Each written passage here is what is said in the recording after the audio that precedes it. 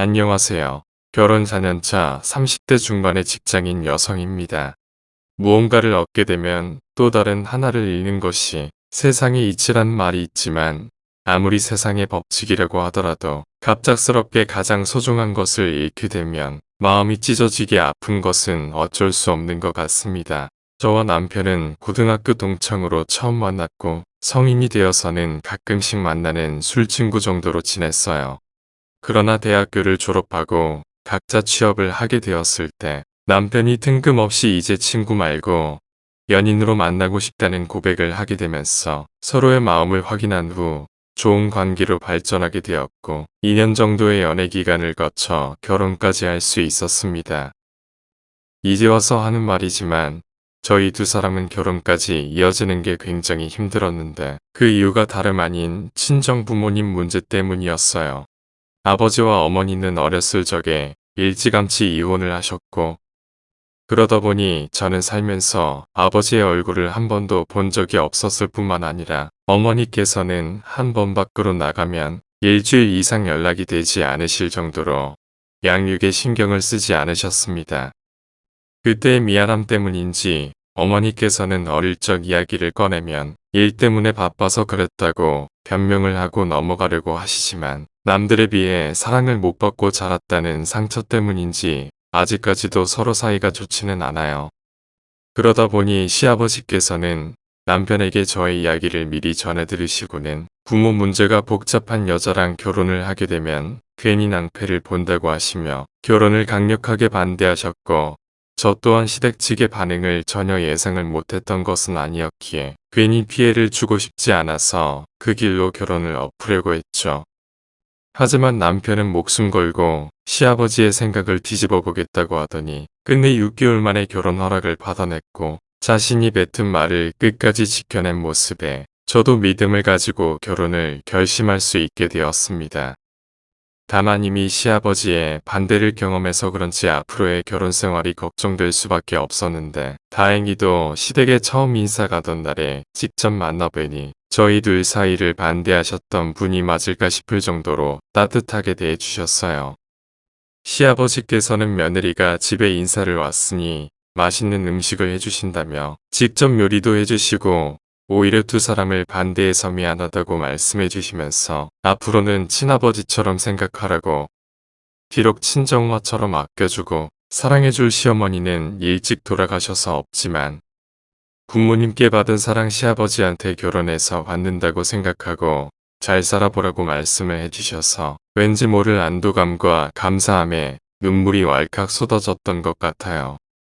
초반에는 그냥 아무 의미 없이 하시는 말씀이라고 생각했지만 막상 결혼을 하게 되니 시아버지께서는 시누이에게 하시는 것 이상으로 딸처럼 생각하시고 아껴주셨습니다. 비싸고 좋은 것이 생기면 무조건 저희 신혼집으로 가져다 주시는 것은 물론이고 남편과 사랑 싸움을 하게 되면 묻지도 않고 반드시 저희 편을 들어주셨죠. 주변 사람들 이야기를 들어보면 다들 하나같이 시댁은 죽어서도 뒤돌아보고 싶지 않은 곳이라고 하던데 뒤늦은 복이 터졌는지 좋은 시아버지를 만나게 되었고 친정 부모님한테 받지 못한 사랑을 다 받아본 것 같아요. 하지만 시아버지와는 반대로 남편의 하나뿐인 누나는 자꾸만 저에게 잘해주시는 모습에 질투가 났던 것인지 제가 하는 일마다 사사건건 트집을 잡고 괴롭혔습니다. 옳게 친정엄마가 바깥으로만 나돌아다녔다더니 요리 하나 제대로 못 배워서 시집왔나봐. 음식이 죄다 짜고 쓰네. 이거 다시 해야겠다. 형님, 아까 아버님이랑 남편이 와서 간 봐주었는데 맛있다고 괜찮다고 하던데요. 엄마 돌아가시고 나서 내가 이 집 살림 다 했는데 내가 우리 집 남자들 입맛은 올케보다 더 잘 알지 않겠어? 얼른 다시 해. 저녁 시간 다 됐다. 결국 시누이 말대로 열심히 만들어 놓은 나물들은 옆에 놔두고 하나부터 열까지 다시 만들기 시작했어요. 원래 성격대로라면 한번 제대로 들이박아야 하는데 거실에는 시아버지와 남편이 앉아서 TV를 보고 계시니 괜히 소란을 피우고 싶지 않았고 무엇보다 결혼 초부터 시누이와 사이가 틀어지고 싶지는 않아서 한 번은 참았습니다. 그렇게 저녁 음식들을 죄다 다시 만들어서 상의 세팅을 하고 있으니 때마침 신우이가 부엌으로 들어오더군요. 처음에는 또 무슨 트집을 잡으려나 하며 쳐다보고 있었는데 갑자기 다시 만들라고 해서 한쪽으로 밀어놓은 차디찬 국과 반찬들을 그릇에 담더니 평소 제가 앉는 자리에 세팅을 하더라고요. 이 집의 식구라고는 딱 4명 뿐인데 굳이 같은 반찬을 2개로 나누어 세팅할 필요는 없지 않나요? 신우이의 행동을 보니 반찬과 국을 다시 만들라고 했던 것이 누가 봐도 저를 골탕 먹이기 위해 일부러 그런 것 같았고, 이대로 계속 참고 있으면 앞으로 시댁에 와서 식사를 할 때마다 같은 일이 벌어질 것 같아서 한마디 해야 할 것 같다는 생각이 들었습니다. 형님, 아까 반찬이며 국을 다시 만들라고 하셨던 이유가 뭐예요? 아까 다 이야기해줬잖아. 시금치는 너무 짜고 쑥국은 너무 쓰다고. 네, 그렇게 이야기하셨죠. 그래서 저는 처음부터 다시 반찬이며 국을 만들었고요. 그런데 왜 제 앞에만 전에 만든 음식으로 세팅을 하셨나요? 형님 아까 반찬이랑 국 다시 만들려고 하신 거 일부러 저 골탕 먹이려고 그러신 거죠. 옳게, 말이 좀 이상하다. 내가 왜 굳이 재료 낭비를 하면서 일부러 골탕을 먹이니? 나 그런 사람 아니야. 그리고 아까 올케가 맛 괜찮은데 왜 굳이 다시 만드냐고 하지 않았어? 아무리 실패작이어도 다 먹어 치워야지. 멀쩡한 재료들 사용해서 만든 건데 아깝잖아. 그걸 아버지랑 진훈이 앞에 놓을 수도 없고 내 입맛에는 맞지 않으니 먹을 만하다고 했던 사람이 먹어야 하지 않겠어? 형님, 그 이유 때문에 이러시는 거 아니잖아요. 그냥 아버님이 저만 잘 챙겨주시니까 그게 질투나서 그런 거 아니에요. 며칠 전에도 아버님 지인분이 집에 굴비 보내주셨다면서 신혼집에 가지고 오셨을 때 형님도 따라오셔서 굴비 배 터지게 한번 먹어봐라 하고 언짢으신 듯 이야기하셨잖아요. 뭐라고? 내가 2~3살 먹은 어린애기도 아니고 아빠한테 사랑받는 올케가 질투나서 일부러 이런 짓을 한다는 게 말이 돼. 별것도 아닌 것 가지고 생사람 잡네. 형님이 아니라면 아닌 건데 왜 그렇게 화를 내세요? 별것도 아닌 일인데 그냥 좋게 말씀하시고 넘길 수도 있잖아요. 옳게 오늘 나랑 한번 붙어보자는 거지. 그런 거지. 신우이는 저에게 달려들어 폭력을 휘두르려고 했으나 그때 타이밍 좋게 남편과 시아버지가 다투는 소리를 들으시고는 급하게 부엌으로 들어오셨고 급하게 싸움을 말리기 시작하셨습니다. 시아버지께서는 자초지종을 들으신 이후에 며느리도 잘한 것은 없지만 신우이가 먼저 시작하였으니 윗사람으로서 사과를 먼저 하라고 말씀하셨고 결국 저희 둘의 싸움은 찜찜하지만 이렇게 마무리가 될 수 있었어요.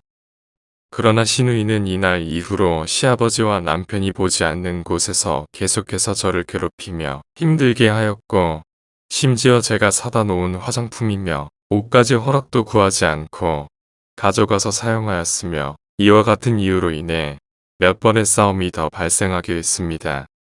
당연히 그때마다 시아버지께서는 신우이가 선을 넘은 행동을 해왔던 것을 알고 계셨으니 제 편을 들어주셨고요.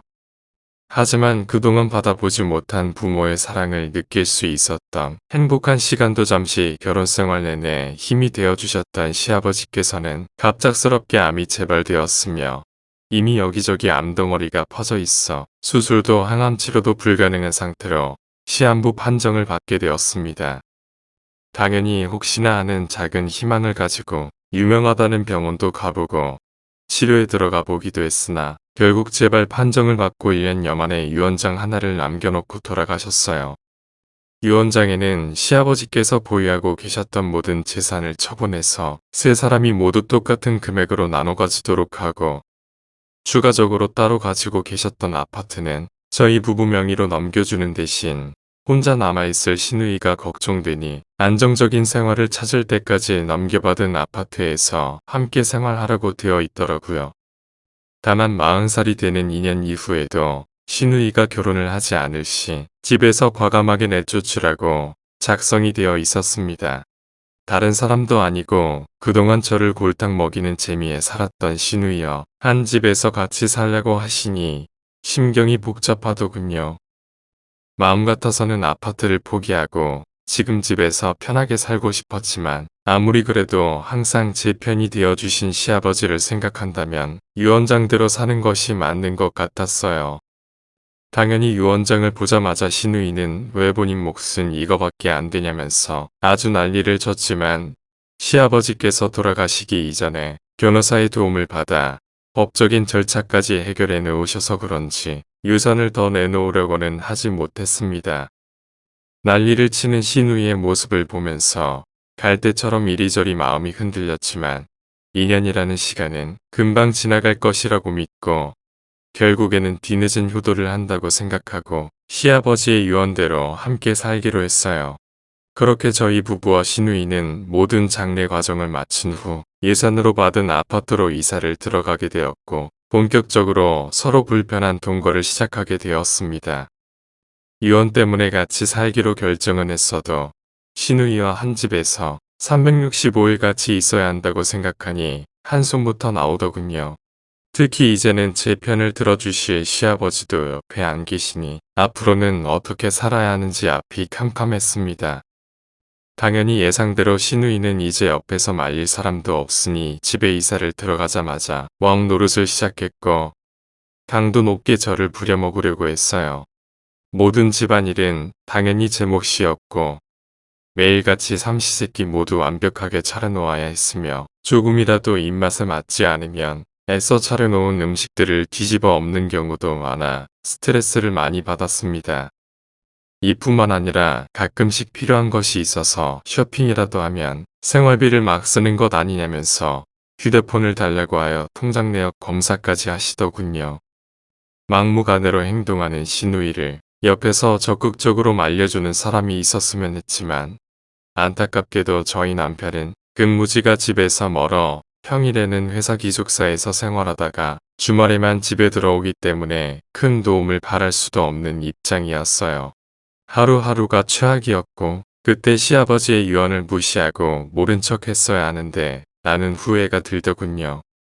가끔씩 시누이 때문에 너무 힘든 날에는 남편에게 전화를 걸어 다시 예전으로 돌아가고 싶다는 이야기를 종종 하곤 했었는데 정말 황당하게도 시누이는 주말이 되고 남편이 집으로 들어오면 180도 천사로 돌변해서 서로 끔찍하게 아끼며 아무 문제 없이 잘 살고 있는 것처럼 행동하여 오히려 저의 말을 남편이 믿지 못하게 만들더라고요. 그래서인지 시간이 지날수록 남편도 저를 못 믿는 눈치였고 괜히 오버를 한다고 생각을 했습니다. 당신 아무리 누나랑 같이 살고 싶지 않다고 해도 그렇지 자꾸 괴롭힌다고 없는 이야기를 늘어놓으면 어떻게 해? 없는 이야기. 그럼 내가 지금까지 거짓말이라도 했다는 거야? 아니 당신이 거짓말을 했다는 게 아니라 내가 보기에는 둘 사이 아무렇지 않아 보이는데 자꾸 누나가 괴롭힌다는 게 이해가 안 된다는 거지. 그러니까 결국 당신 얘기는 그동안 내가 괜히 오버하면서 없는 이야기 지어냈다는 거잖아. 내가 보기에는 서로 물고 뜯고 깎아내리려는 당신이나 누나나 똑같아. 이왕 이렇게 한 집에 같이 사는데 잘 지내볼 수는 없는 거야? 2년이라는 시간 길지도 않은데 양보하고 잘 지내보려고 할 수 있는 거잖아. 당신이 직접 하나부터 열까지 집안일 다 하고 회사일 하면서 매일같이 형님 삼시세끼 차려드려봐. 아무리 프리랜서로 집에서 일하신다 해도 그렇지. 어떻게 삼시세끼 집에서 꼬박꼬박 드시면서 설거지 한 번을 안 해놓는지. 이게 끝인 줄 알아? 내가 화장품 하나 샀다고 생활비 막 쓴다면서 휴대폰으로 통장 내역 검사까지 하시더라. 아무리 제가 진실을 그대로 이야기해도 남편은 끝까지 혈육인 시누이 편이었고 상황은 변하지 않았습니다. 결국 남아있는 1년 정도의 시간을 최대한 인내하고 참는 방법밖에는 없었고 2년만 채우면 반드시 시누이를 집에서 내쫓아낼 것이라는 다짐을 한 번 더 했죠. 물론 매번 이렇게 당하면서 사는 게 억울해서 시누이의 평소 모습을 녹음해 놓은 파일을 남편에게 전송해야 하나 라는 생각도 했었지만 이것도 조작이 아니냐는 소리를 할 것 같아서 일단은 상황을 두고 보기로 했습니다. 그러나 몇 주가 지난 후 시아버지께서 돌아가시고 한 번도 뵙지 못했던 고모님이 지인분의 결혼식에 참석하기 위해 서울에 잠시 올라오셨다가 남편은 지방에 있어 쉽게 볼 수가 없으니 제 얼굴이나 보고 가시겠다며 근무하는 회사 주변으로 찾아오셨고 함께 커피숍에 들어가 이런저런 이야기를 나누게 되었어요. 처음에는 그냥 일상적인 내용으로 대화를 이어가고 있었는데 뜬금없이 고모님께서 갑자기 시누이에 대한 이야기를 하시더군요. 희은아, 혹시 지네 아직 너희 집에서 같이 살고 있는 거지? 형님이요. 아버님 유언이 있으셔서 2년간은 니우나 고우나 같이 살아야 해요. 아무리 오빠 유언이 있었다고 해도 그렇지. 얘는 친부모가 멀쩡히 살아있는데 굳이 너희 집에 신세를 지고 살고 있는 이유가 뭐라니. 고모님 그게 무슨 말씀이세요? 형님의 친부모님이 살아계시다니요? 설마 너희 부부 전혀 모르고 있었니? 진영이 어릴 때 지네 엄마가 오빠 자식이라면서 놓고 가서 친자식이라 믿고 지금까지 키웠는데 돌아가시기 직전에 뭔가 예감이 이상했는지 뜬금없이 유전자 검사를 나한테 부탁해서 가져다 드렸더니 친자식 아니라고 나오더라. 검사 결과지 보시고 오빠 노발대발 난리도 아니었는데 유언장에 친자식 대하는 것처럼 작성되어 있어서 나도 의아했지. 친부모님이 멀쩡히 살아계신다면서 형님은 왜 저희 집에. 그러게나 말이다. 걔는 니네 집에 있어봤자 득볼 것도 없는데 거머리처럼 왜 붙어 있는 건지. 고모님 혹시 형님 친부모님은 어디 계시는지 알고 계세요? 글쎄, 나도 정확하게는 모르고 있어서. 예전에 지네가 엄마랑 통화한다고 할 때 옆에서 들어보니 친정엄마는 요양원에 계신다고 하고 친정아빠는 시골 어디서 농사 짓는다고 하던데 시누이가 저희 남편의 친누나가 아니라니 예상치 못한 이야기에 황당하더군요. 시아버지도 돌아가시기 직전에 모든 진실을 알게 되셨다고 하니 분명히 남편도 이 내용을 모르고 있을 가능성이 높았고 그렇다고 해서 시누이에게 대놓고 물어볼 수도 없는 노릇이었어요. 무엇보다 아무리 유언장 내용이 우선이라지만 대체 어떤 목적으로 저희 집에서 기생을 하고 있는 것인지 궁금했습니다. 그렇게 의문만 품은 채 집으로 돌아갔는데 여전히 시누이는 반찬이 마음에 안 든다며 기껏 만들어 놓은 음식들을 음식물 쓰레기통에 던져놓고 치킨 다리를 뜯고 있더군요. 올케 왔어? 저 반찬들 맛이 이상해서 내가 쓰레기통에 던져 놓았으니까 정리 좀 해. 형님, 저 음식들 오늘 새벽에 일찍 일어나서 만들어 놓은 건데요. 대체 맛이 얼마나 이상하다고 저렇게까지 하세요. 쳇, 반찬 몇 개 만드는 게 뭐 그렇게 어렵다고 이렇게 난리야. 기분 나빠서 치킨 못 뜯겠네. 옳게, 나 방으로 들어갈 테니까 뒷정리 좀 해. 안 그래도 고모님을 통해 듣게 된 진실 때문에 심란한 상태에서 시누이가 저렇게 나오니까 어이가 없더군요. 그래서 그냥 싸우게 되더라도 한마디 하려고 방으로 뒤따라 들어가려는데 때마침 시누이의 전화가 울렸고 문 밖으로 흘러나오는 전화 소리를 듣게 되었습니다. 아니, 아빠, 내가 올케 퇴근한다고 이 시간에는 전화하지 말라고 했잖아. 왜 이렇게 말을 안 들어? 아니야, 끊을 필요는 없어. 지금 방이 노트북으로 만화 틀어놔서 일부러 들으려고 하지 않는 이상 밖에 소리는 안 들릴 거야. 당시 시누이 방문은 살짝 열려있는 상태였고 만화 소리와 전화 소리가 뒤섞여 나왔지만 그래도 가까이 귀를 대고 들으니 두 사람의 대화 소리는 구분할 수 있겠더군요. 그래, 그나저나 너는 언제 아빠 집 내려올래? 거기를 어떻게 내려가? 내가 어떻게 해서든 2년 안에 이 집 내 명의로 돌려놓을 테니까 아빠는 1년 후에 이사할 준비나 하고 있어요. 진혜야, 아빠가 생각해봤는데 아무리 그래도 그건 아닌 것 같다. 너 그 집 딸 아니잖아. 돌아가실 때 그 집 양반이랑 고모님도 알게 되셨다면서. 그걸 아빠가 왜 신경 써요? 이미 아저씨는 돌아가셨고 고모는 1년에 한 번 볼까 말까 하는데 아무 일 안 생기니까 걱정 마요.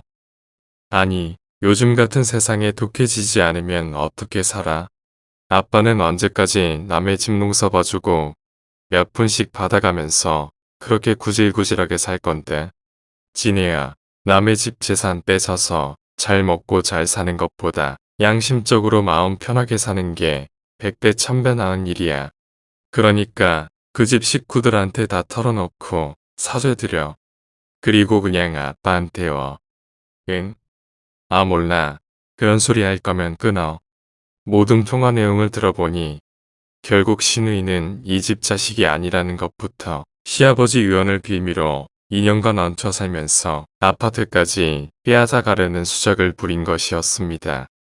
마음 같아서는 무작정 문을 박차고 들어가 신우이한테 하나하나 따져 묻고 내쫓아내고 싶었으나 아무리 생각해도 유언장의 내용이 마음에 걸려 무작정 담당 변호사님을 찾아가서 서류를 두 눈으로 직접 확인해 보았는데 시아버지의 유언장은 남의 재발을 발견하셨을 당시, 그러니까 신우이가 친자가 아니라는 사실을 몰랐을 때 작성이 되었던 것이었고, 결국 시아버지는 미처 유언장 변경을 하지 못한 채로 억울함만 품고 돌아가신 것이었더군요.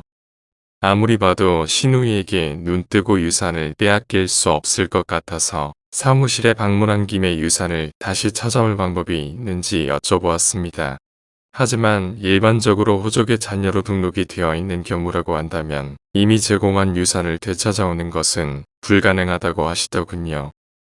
그러나 여러 사례를 경험해 보았을 때 가끔씩 이렇게 친부모라고 찾아와 자녀로 살았다 해도 호족은 상대 부모에게 있는 경우가 있다고 하시면서 확인을 한번 해보는 것도 좋겠다고 하셨습니다.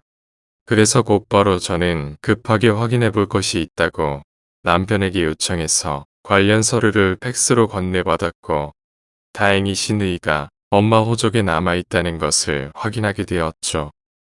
그렇게 변호사 사무실에서 증거가 될 만한 다양한 서류를 챙겨서 신우이가 기생하고 있는 저희 집으로 달려갔고, 마침 그날이 금요일이어서 남편도 퇴근하는 대로 신혼집으로 빨리 들어오라고 했습니다.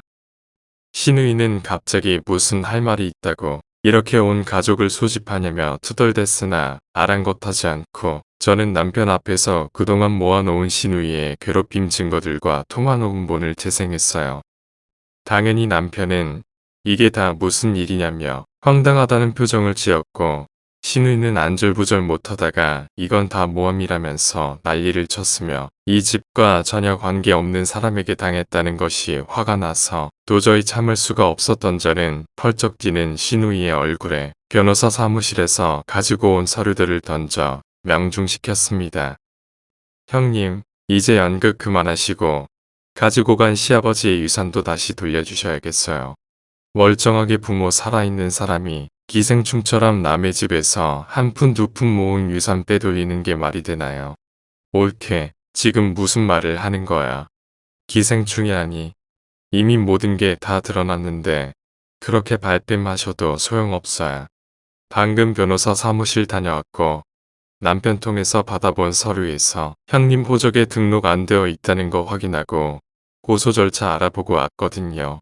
고소라니, 진영아, 이게 말이 되니? 아무리 그래도 우리 둘이 남매로 살아온 시간이 있는데 어떻게 고소 이야기가 나올 수가 있어? 누나, 100번 양보해서 돈이 없어 남의 집에 거짓말로 잠시 맡겨줄 수는 있어. 그런데 우리 가족을 몇 년이나 속였는데 어떻게 아버지가 평생 모은 유산을 가져가고 이 아파트까지 탐낼 수가 있는 거야?